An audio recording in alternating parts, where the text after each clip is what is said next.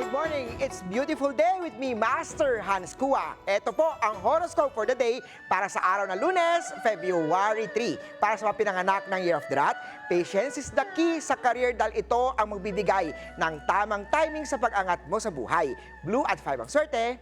Punta naman tayo kay Year of the Ox. Perfect time na rin para i-update ang portfolio at resume mo. Make sure na ang nilalaman nito is truth and nothing but the truth. Green at 4. Sa Year of Tiger naman huwag papadala sa alalahanin, look at the brighter side lagi. Kaya huwag kalimutan na maglaan ng oras para magsaya. Red at 8 ang swerte.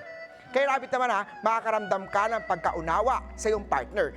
Ang iyong pagkakaintindihan ay mas lalong lalago ngayong araw. Silver at 6. Sa Year of the Dragon naman, bantayan ang maliliit na gastusin na madalas na hindi mo napapansin. Yellow at 1. Sa Year of the Snake naman ang dagdag na kaalaman sa negosyo ay magbubunga ng tagumpay. Gold at 3. Sa Horse naman magkakaroon ng bonus mula sa trabaho dahil sa sipag at tiyaga. Gray at 9. Sa Ship naman maganda ang pasok ng pera kaya dapat mag-ipon habang may kinikita.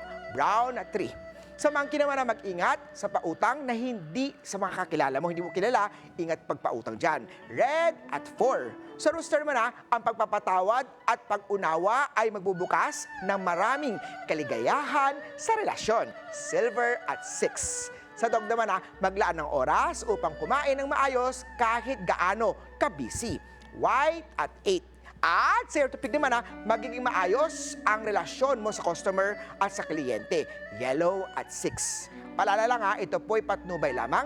Ang tunay na swerte ay nagsisimula sa pagiging totoo. Ako po, si Master Hans Kua.